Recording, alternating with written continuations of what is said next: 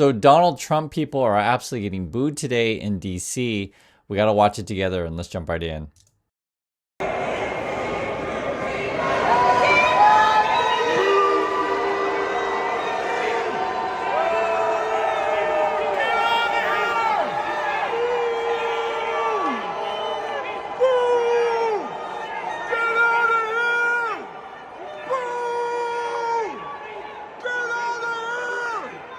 So that's in DC. I believe that's Union Station. You can hear people booing, yelling, "Get out of here." And my first reaction was, well, this is not something you see every day. And then I had to like pull myself back and say, no. Actually, unfortunately, under Trump, this is what you do see every day in DC. It's just madness. The headline from inside Union Station, Stephen Miller decries stupid white hippies protesting Trump's DC takeover. And when you see the kind of boos and the kind of receptions they get just walking around the city, it's no wonder that suddenly Pete Hegseth is asking for more security. I just did a video on that. You can watch the last one, but long story short, he wants like 500 agents to protect him and his multiple families, multiple houses, ex-wives, etc. So please watch that video. Okay. On top of that, Donald Trump, I guess, is now hanging a whole bunch of portraits of himself in the White House, multiple new portraits of the White House. This is the one that was just released. It's like Trump walking with American flags and what appears to be fire in the background. Is that what we're doing now? From Sebastian Gorka, one of the White House, one of the new White House paintings of President Trump. More to come. So I guess we got a whole bunch of this stuff. And already people are looking at this thing. And it's like, is that how you want to portray yourself? Is this the message with the fire and the, I guess, the flags and such in the White House? And you need more than one of these things. And if you guys just saw the recent episode of South Park, they were making fun of Trump because he hangs up tons of pictures of himself like that, right? And it's when reality matches art. Also from the Gorka guy, one of Trump's people, he was saying there is no one like this man, celebrating Trump's mugshot there. This is more going on in DC, and this is actually being tweeted out right now by the White House and JD Vance. Look at the lighting. Look how they portray themselves. Let's watch. Are you going to be releasing evidence of this? Of what? That DC has a terrible crime problem? You just got to look around. Obviously, DC has a terrible crime problem. The Department of Justice statistics back it up. The FBI statistics back it up. Just talk to a resident of this city, this beautiful, great American city. Don't they deserve... I mean, we talk about human rights. We hear these people outside screaming, "Free DC." Let's free DC from lawlessness. Let's free Washington, D.C. from one of the highest murder rates in the entire world. Let's free Washington, D.C. so that young families can walk around and feel safe and secure. That's what we're trying to free D.C. from. And as Stephen said, it's kind of bizarre that we have a bunch of old, primarily white people who are out there protesting the policies that keep people safe when they've never felt danger in their entire lives. Okay, so that's what they're doing right now. This is stuff tweeted out by them. This is like, their official footage here. You can see they're backed up by people in, fatigues. You can see it for yourself in uniform. The lighting's a bit weird. I mean, if you want to call it fascist, you can call it that, but I'm just saying, you just see it for yourself. You can see Stephen Miller is there giving his Stephen Miller, let's be honest, Nazi kind of look. He that's what he does. And it's like, how do you take this stuff? Headline reading today also, Vance says DC police takeover an example for other cities. So is that your plan? We're going to bring the military to every city. We're just going to declare, everywhere we must bring in the military to take over. Is that your plan? Here's Stephen Miller. They have no families they're raising in this city. They have no one that they're sending to school in this city. They have no jobs in this city. They have no connections to this community at all. But they're the ones who've been advocating for the 1%, the criminals, the killers, the rapists, the drug dealers. And I'm glad they're here today. Because me, Pete, and the Vice President are all going to leave here, and inspired by them, we're going to add thousands more resources to this city to get the criminals and the gang members out of here. We're going to dismantle those networks, and we're going to prove that a city can serve for the law-abiding citizens who live there. We are not going to let the communists destroy a great American city, let alone the nation's capital. And let's just also address another thing. All these demonstrators that you've seen out here in recent days, all of these elderly white hippies, they're not part of the city and never have been. And by the way, most of the citizens who live in Washington, D.C. are black. This is not a city that has had any safety for its black citizens for generations. And President Trump is the one who is fixing that with the support of the Metropolitan Police Department, the support of the National Guard, and our federal law enforcement officers. So we're going to ignore these stupid white hippies that all need to go home and take a nap because they're all over 90 years old, and we're going to get back to the business of protecting the American people and the citizens of Washington, D.C. Okay, so according to Stephen Miller, I guess anyone who protests is a stupid white hippie. You're all over 90 years old and go home, and only Trump can protect the black people. That's literally what Stephen Miller is saying. And I guess in their point of view, we need to bring the military to every city. And this is, again, how they're presenting themselves here. I mean, it's laughable. It's sad. I know this stuff is serious. I don't want to take away from the seriousness of it, but it's like, how can we talk about this stuff? And, you know, for some channels and some people, you want, you know, someone to just cry every single day. I'm sorry, I can't cry every day. I can tell you what's going on, and it's absurd. It doesn't feel real sometimes. And if you guys know, or maybe don't know, I was just in DC recently, a few years ago, actually. It's a long story. I have family who live in Baltimore. I found my mom for the first time after 48 years. Again, long story. You can read my book about it. You can find videos about this topic. But we were in DC, and I'm being honest with you, I felt uncomfortable in Baltimore. We actually went down to Baltimore. So there are parts that just are unsafe. Similar to DC, I'll also, you know, say there's parts unsafe. So I don't want to ever give the impression that, you know, there's no crime anywhere in USA. But this, unfortunately, is a situation in USA where it's just easy access to guns. And I think anyone who's honest about this stuff, you know this. That's probably one of the biggest challenges of living in USA is crime. I would agree with that. But it doesn't mean that I want to add more guns and soldiers to the street. Also, the National Guard isn't trained for this kind of stuff. That's not what their training is. That's not what we need them for. We need them more for natural disaster kind of things.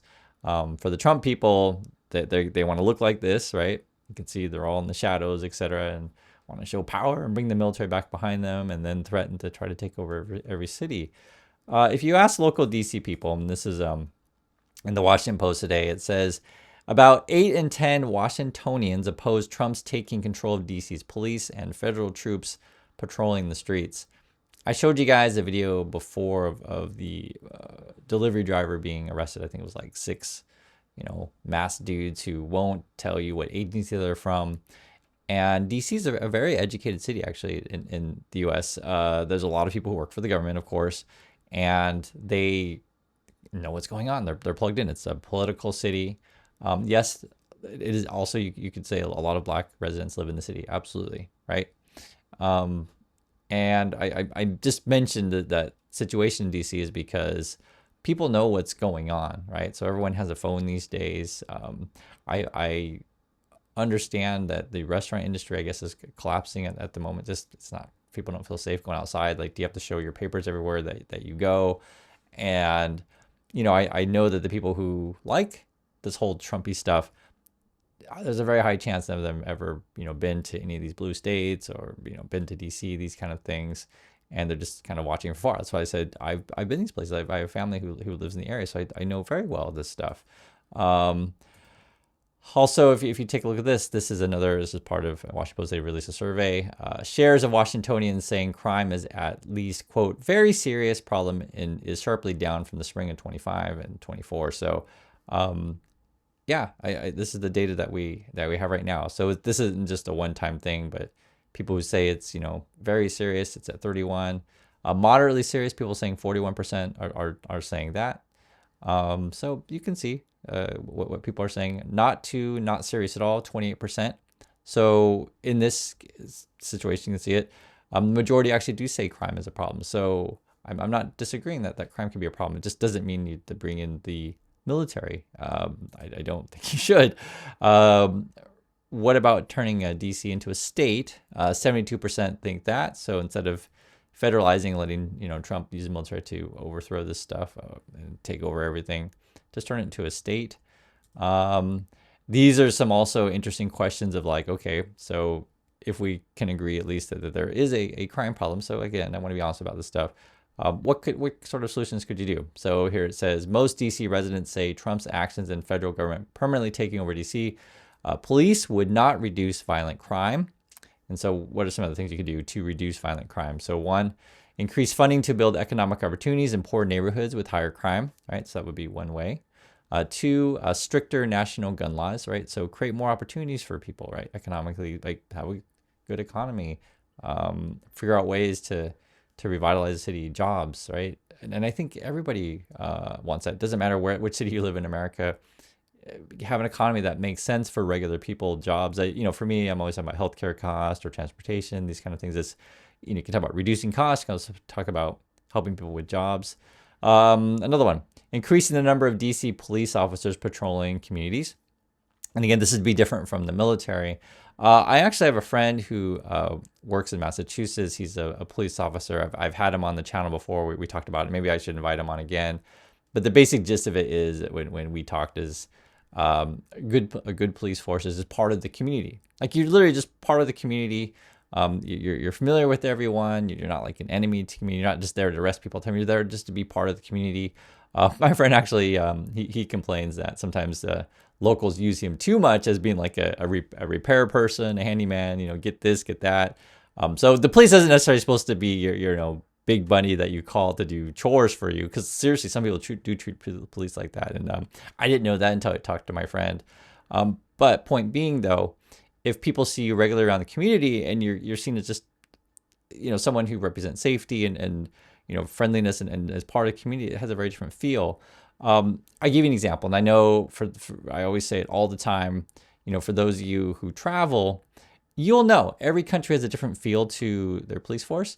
In some places, I'm using an example of say Korea or Japan. I'm using this example because I'm very familiar with these places. The police actually don't carry guns all the time, right? Some do, some don't, but oftentimes many don't. And in fact, the police are often used for directions. True story. You'll see these people like, okay, well, how do I get to the department store or whatever? And it's just part of the community and it, helps the overall safety levels. Other cities, you may say police. And if you're, I'll give you an example in tourist areas in Europe, if you see them around, you're just like, if you're like a pickpocket kind of person, that's like the last place you want to go. So sure, a police presence in the right way can certainly reduce crime. I agree, but it's very, very different than meaning that you're going to check everyone's papers wherever they go and, scare away tourists, that kind of stuff. There's different feels too. And also too, use the example of whatever you're going to go. It doesn't mean you want Humvees and military vehicles driving around, right? Do you guys know what I'm saying here? So I think whenever we have these conversations, just be honest about it.